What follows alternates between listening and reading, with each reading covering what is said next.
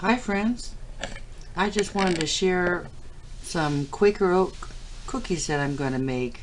I just was curious to know, besides the 3 cups of Quaker Oats and the cup of raisins that you use,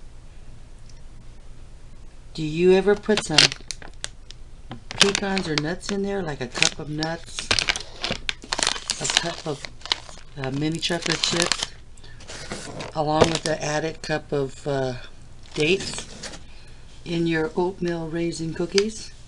Well, I do. So this is the oatmeal raisin cookie recipe.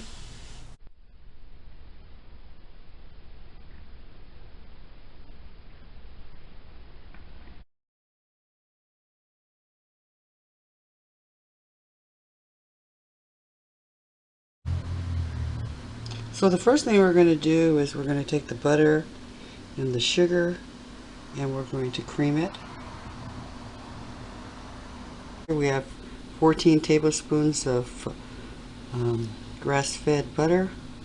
We have some brown sugar, that's 4 tablespoons, and 8 tablespoons of white sugar cane.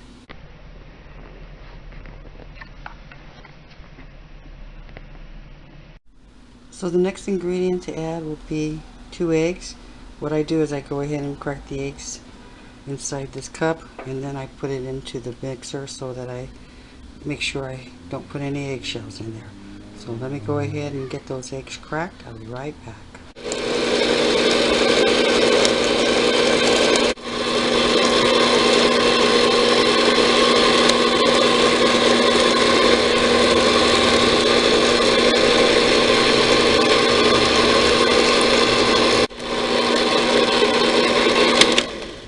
So the eggs are all blended in. Now we're going to go ahead and add the flour and the baking soda. And this is where it changes up. Once I put the flour in, then I'll show you what I do that's different from the recipe. 1.5 cups of flour and 1 teaspoon of baking soda. But when I shift my flour, I put it in this little colander and I shake it just like that. And then it comes out all nice and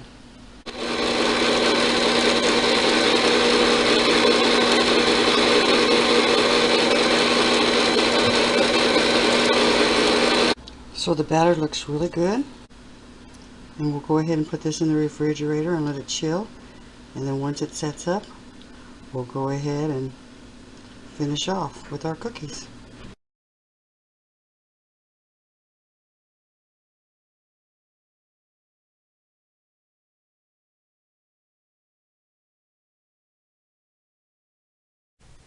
So I have 3 cups of batter. If you have watched other oatmeal cookie recipe videos, you'll see where they add the oatmeal into the batter, either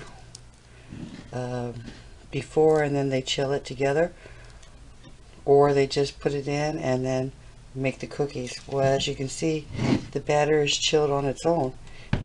We don't eat the cookies as quick as if I was to use all this 3 cups. So what I do is I divide it by 3. So I'll take 1 cup of batter, and then I'll take out of each 1 cup of ingredients, the 1 cup of chocolate chips, the 1 cup of pecans, I have a cup of raisins, and 6 dates equal 1 cup.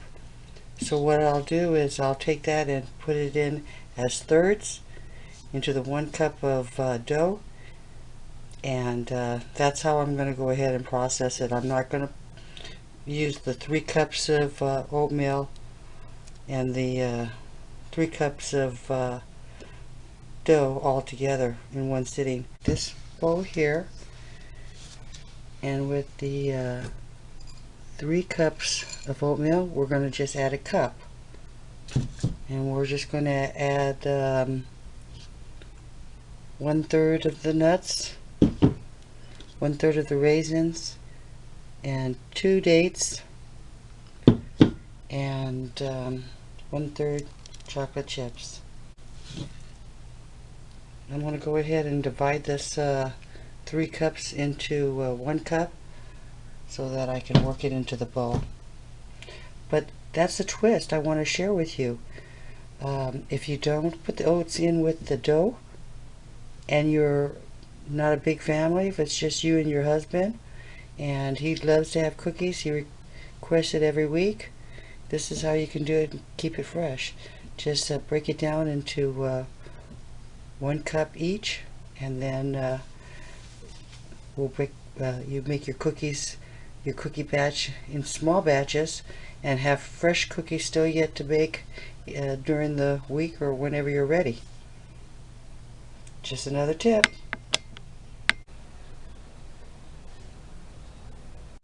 So here we have it. Divide it out into 3, and we'll go ahead and pull one out, and then I'll show you what the next step is.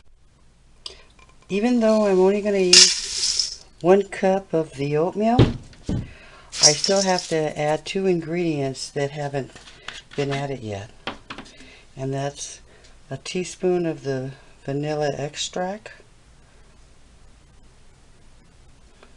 So we just throw that in, and a teaspoon of cinnamon. So we'll just go ahead and blend that all into the oatmeal.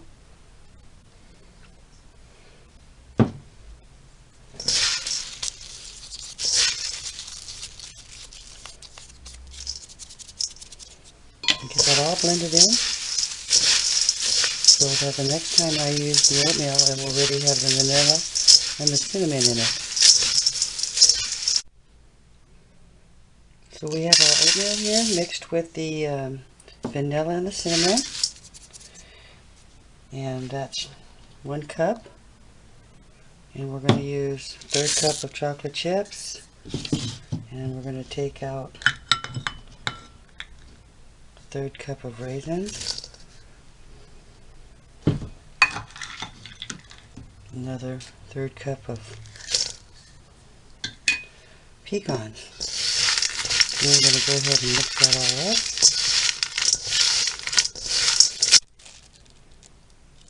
Now we'll unwrap that dough,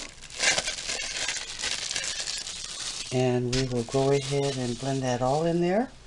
And I'll show you what that looks like when we get ready to put it on the cookie pan. So let me go ahead and get this ready. So that's what the cookie dough looks like with all the ingredients in there other than the dates, which we put that on top. So let's go ahead and form this into cookies and add the dates. And before I stick it in the oven, I'll show you what it looks like. So here they are, topped with the dates, and ready to go into the oven. Now if you want it light and fluffy, that's 10 minutes, and if you want it a little crunchy, then that's 13 to 15 minutes. I'm going to put this for 13 minutes, and we'll see what it looks like. Oatmeal cookies with raisins and dates and pecans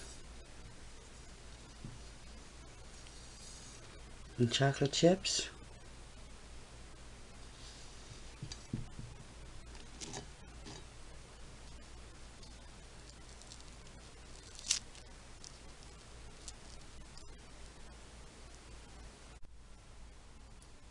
So I hope you try this recipe and notice that the amount of sugar has been reduced. And if you're a diabetic, you can enjoy these cookies as well. So thanks for watching. Bye for now.